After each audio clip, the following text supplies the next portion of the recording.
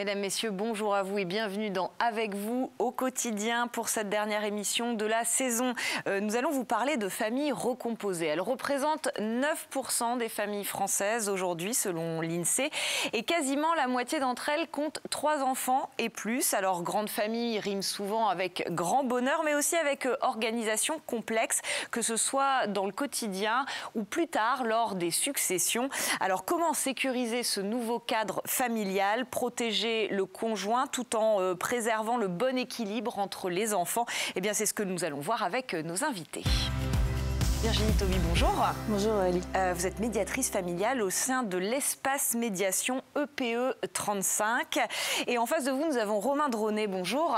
Vous êtes, vous, notaire en Loire-Atlantique. Alors, on va commencer par quelques chiffres. Je parlais de cette étude de l'INSEE donc, qui a été publiée en 2020. Les familles traditionnelles, elles restent la configuration majoritaire de la famille, avec 66%, même si leur part est en train de diminuer un peu. 25% des familles sont des familles monoparentales en France. Et ensuite, on compte 728 000 familles recomposées. C'est 9% des familles, elles ont au moins un enfant mineur en leur sein.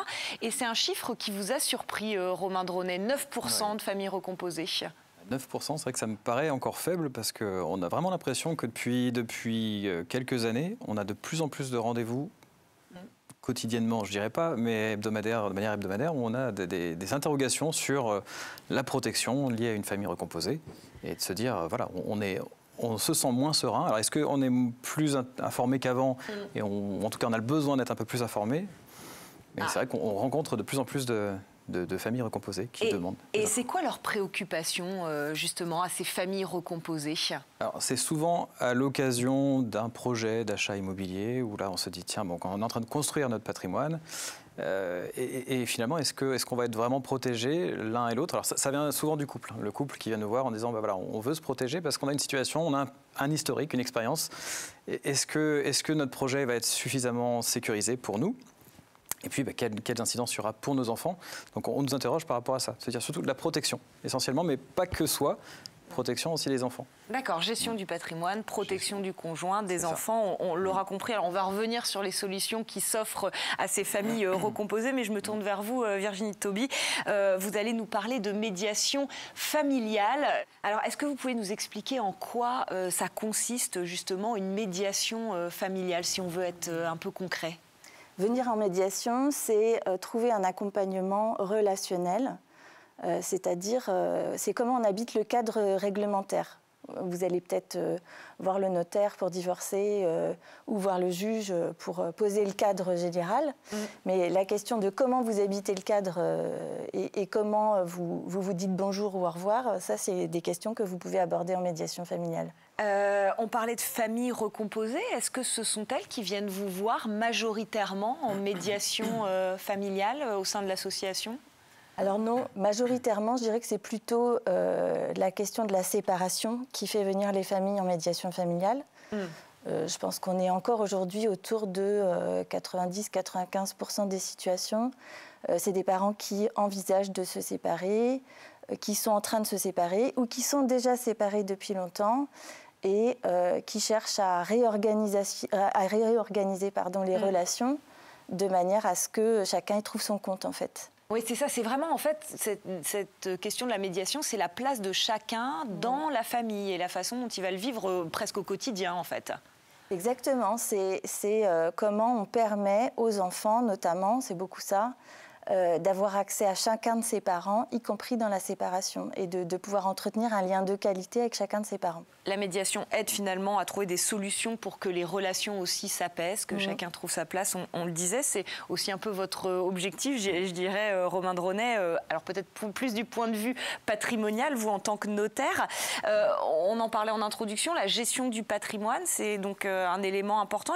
Et vous parlez d'une chose toute simple à mettre en œuvre déjà pour commencer quand les couples, effectivement, se séparent et qu'on est face à des situations de famille recomposées, en fait.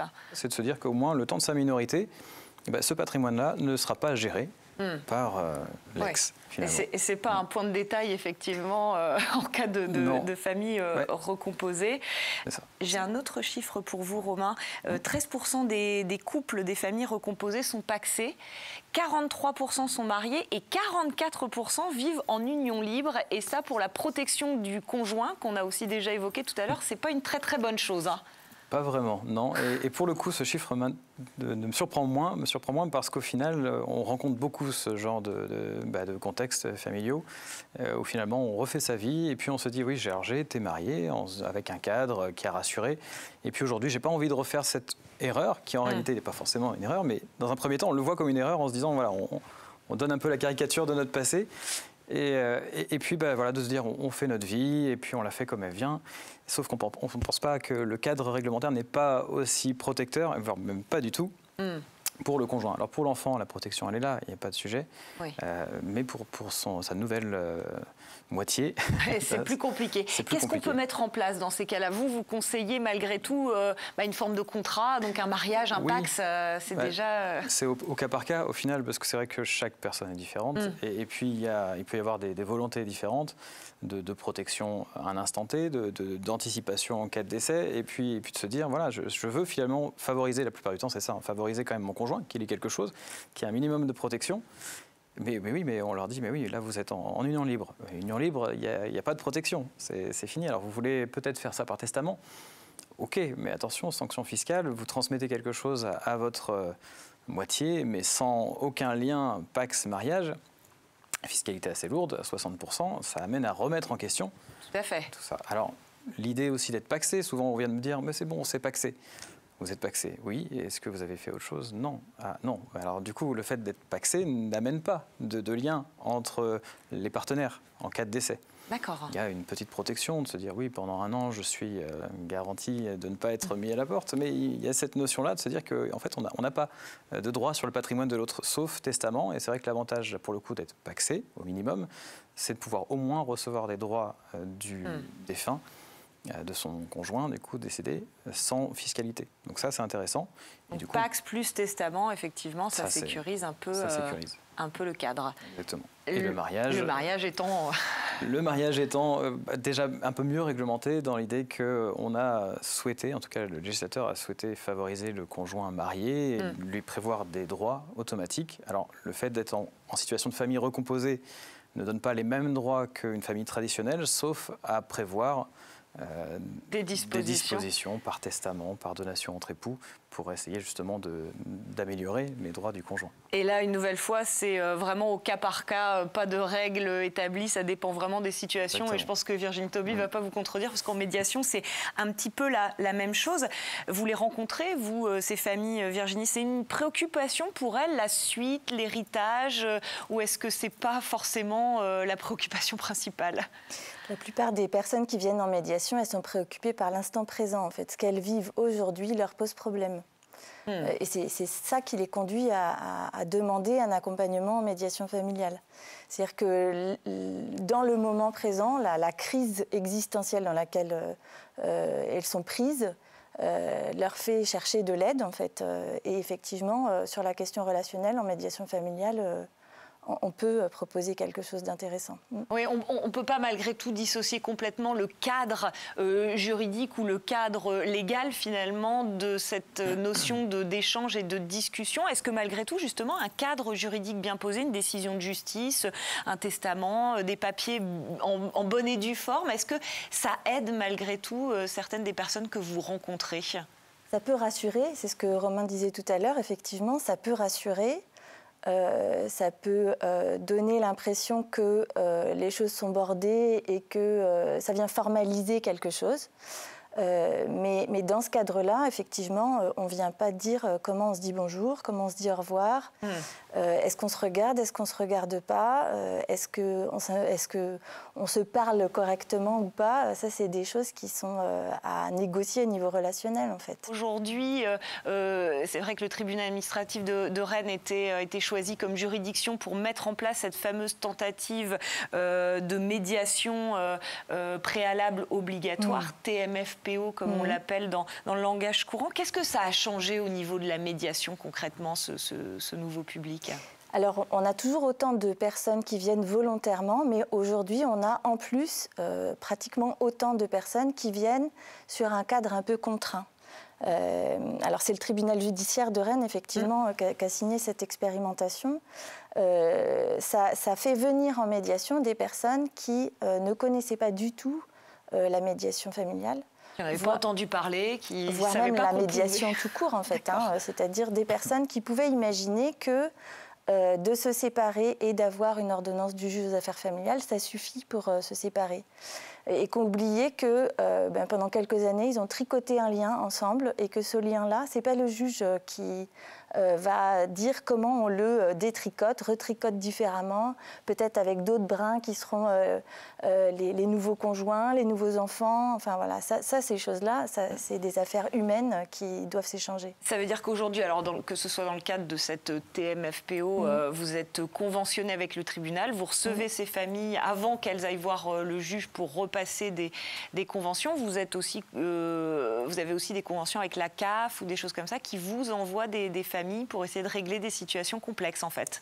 À la base, la médiation familiale, ça s'est institutionnalisé grâce à la CAF. D'accord, caisse d'allocation familiale, exactement. Je précise. Et au début des années 2000, la Caisse nationale des allocations familiales a choisi de rendre cet outil-là disponible à tous les Français en fait. Donc il y a aujourd'hui un espace conventionné, au moins un espace conventionné dans chaque département français. Et c'est effectivement la Caisse nationale des allocations familiales qui a institutionnalisé cette chose-là avec les mutuelles sociales agricoles, la justice dès le début des années 2000 et puis localement le département aussi. Romain Dronet, je voulais qu'on dise un mot peut-être d'une pratique qui est finalement très connue et peu connue, c'est celle de l'adoption, mais de l'adoption de l'enfant de son conjoint. Ça peut paraître curieux quand l'enfant a encore ses deux parents, mais ça existe. Est-ce que vous pouvez nous expliquer en quoi ça consiste et quels sont les avantages d'adopter l'enfant de son conjoint ? Il faut déjà partir du principe que si on a l'idée de l'adoption, c'est qu'on a commencé à vivre avec quelqu'un, avec un enfant, l'enfant de quelqu'un d'autre. Donc c'est déjà un geste fort, mais qu'on ne fait pas du jour au lendemain et pas parce qu'on vient juste de se rencontrer. Ce qui est évident, ça va mieux en le disant. Oui, c'est vrai. L'idée, c'est ça, c'est qu'on a appris à vivre avec l'enfant de l'autre et au point même qu'on le considère comme son propre enfant. Sauf que dans un premier temps, non, cet enfant-là, c'est l'enfant de votre autre moitié, d'une autre personne. Et comment faire ? Parce que oui, on a commencé à construire notre vie avec des enfants communs, et puis on se dit, mince, mais en réalité, il n'y a pas d'égalité entre eux. Si moi je décède, ça n'est pas mon enfant, il n'aura aucun droit sur ma succession. Parce que le fait même de s'être même marié avec la personne ne va pas créer le lien avec un lien familier, enfin un lien du sang en tout cas, qui fera foi au moment de l'héritage. Voilà, exactement. Et c'est là où l'adoption de l'enfant de son conjoint peut être intéressante parce que on va tout de suite rassurer nous en disant voilà, on peut avoir une adoption simple du conjoint. Et depuis l'année dernière, même pacsé, même en union libre, on peut partir sur l'adoption de l'enfant du conjoint. Une adoption simple, de manière générale, vous préciser le terme. Simple, voilà, dans l'idée que même, j'ai envie de dire de manière pédagogique, on explique bien que l'adoption simple aura l'avantage de ne pas rompre le lien avec le parent précédent. L'adoption plénière aurait eu cet effet-là, alors dans des conditions plus strictes, mais l'adoption simple aura l'avantage de garder le lien de l'enfant avec son parent et de créer un nouveau lien de filiation et donc de pouvoir hériter de cette personne-là de manière égale, en tout cas équitable avec les autres enfants. Oui, fiscalement, c'est aussi intéressant. Fiscalement, voilà, il y a eu une avancée. Alors là, il y a encore des choses à faire évoluer, mais l'enfant du conjoint avec lequel on est marié pourra en effet bénéficier d'un avantage fiscal intéressant de pouvoir subir ou profiter de la même taxation que les autres enfants. Est-ce que cette adoption simple est irrévocable ou est-ce qu'on peut la remettre en question en cas de séparation d'un couple ou justement en cas de séparation d'un couple, est-ce qu'on peut quand même la maintenir ? C'est un geste fort justement pour ça, parce que pour révoquer, il faut qu'il y ait des motifs graves. Donc D'accord. on ne fait pas ça, justement c'est pour ça que je dis qu'il ne faut vraiment pas faire cette démarche-là de manière rapide. Il faut que la vie de couple se soit construite et la vie de famille, exactement, ça engage. Ouais. Virginie, vous vouliez réagir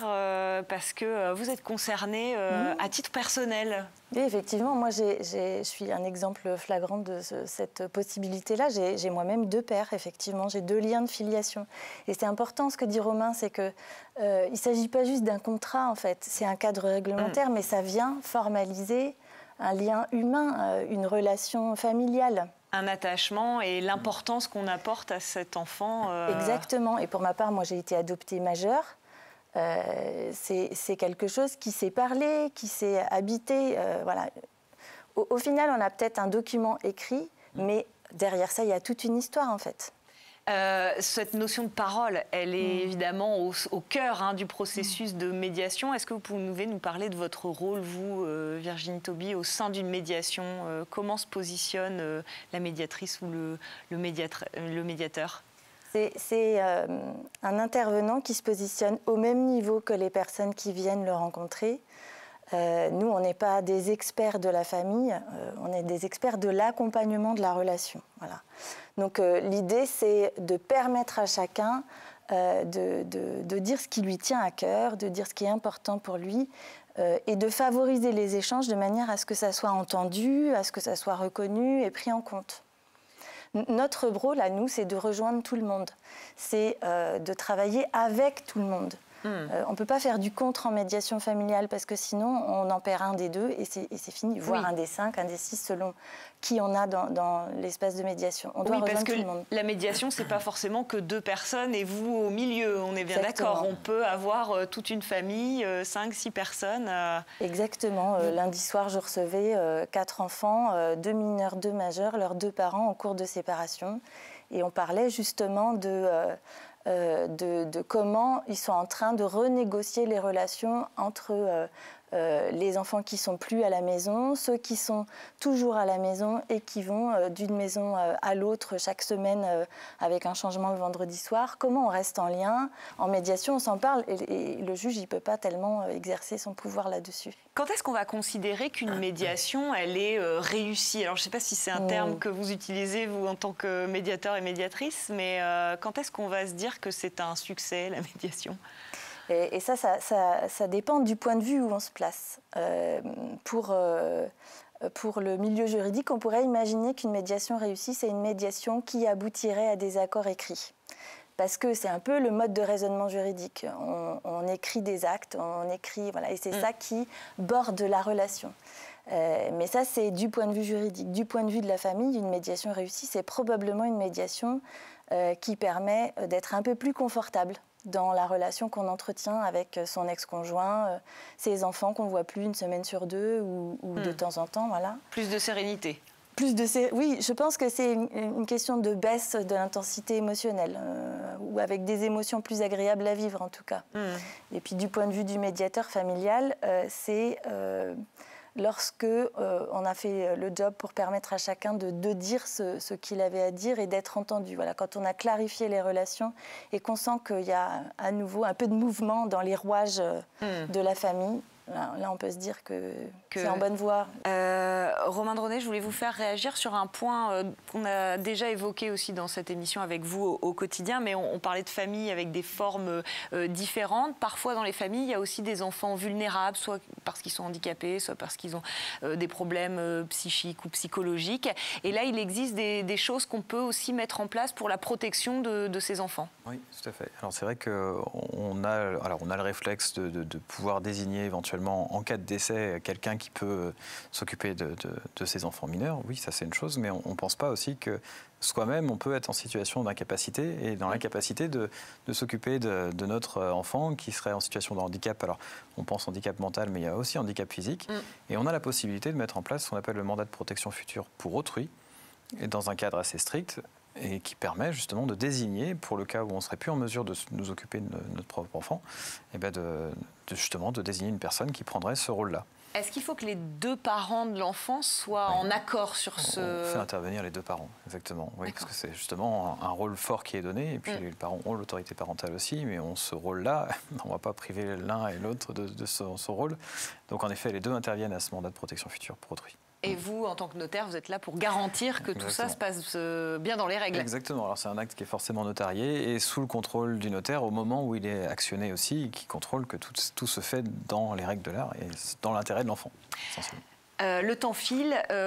Merci beaucoup à tous les deux. On va faire une toute petite pause dans cette émission pour accueillir Vincent Lemay qui va venir nous livrer les dernières actualités juridiques et législatives.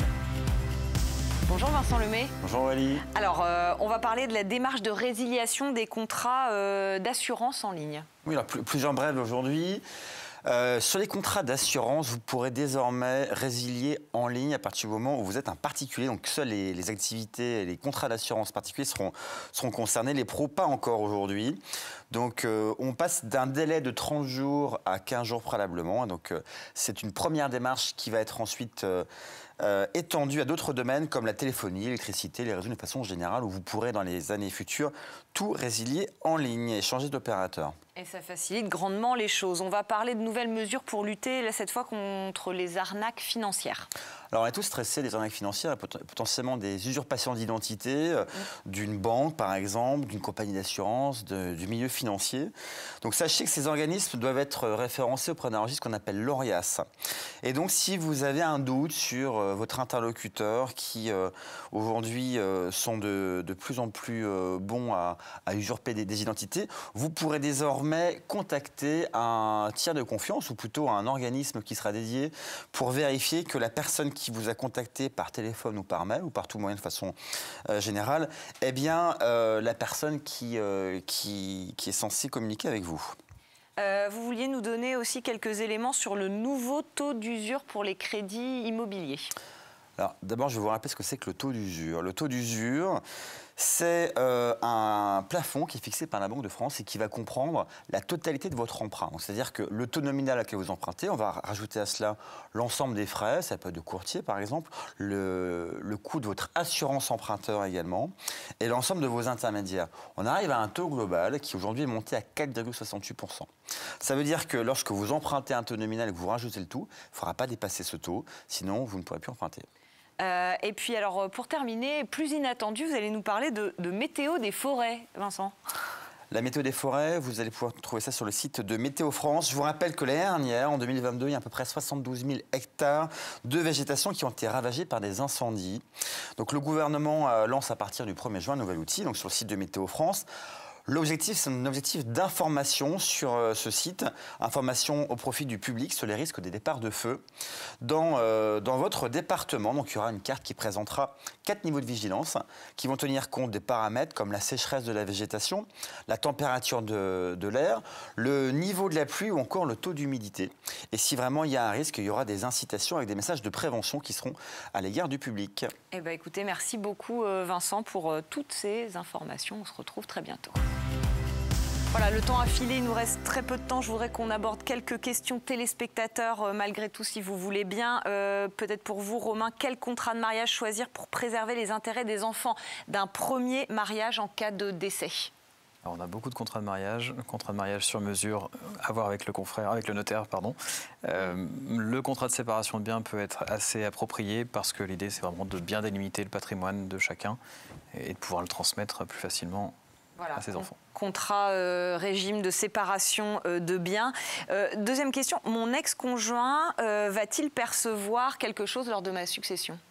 Le principe, c'est que l'ex-conjoint avec lequel on a divorcé n'a pas de droit dans la succession. Après, il faut faire attention à certains anciens divorces avec certaines donations entre époux qui pourraient ne pas être révoquées. Alors depuis 2004-2005, en l'occurrence, entre en vigueur, les donations sont automatiquement révoquées dans le cas d'un divorce, mais ce n'était pas le cas avant, sauf si on l'avait dit expressément. Donc il faut faire attention à ça. Ouais, et quand les divorces traînent en longueur, il faut aussi se méfier. Exactement, et là ça peut être opportun peut-être de prévoir dans un testament que le futur ex n'aura pas de droit dans sa succession.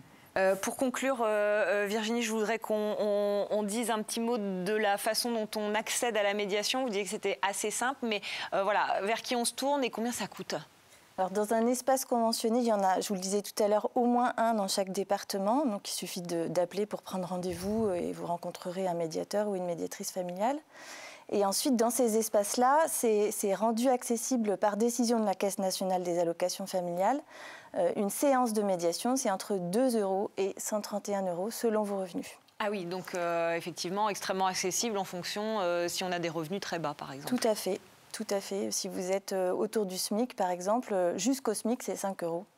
Et au-delà du SMIC, entre le SMIC et 1 550, par exemple, c'est 8, 9 ou 10 €, vous voyez, à peu près. Merci beaucoup à vous, c'est là-dessus qu'on va se quitter. Merci pour ces explications. On se retrouve pour une saison 3 d'Avec vous au quotidien. Ce sera à partir de la rentrée de septembre.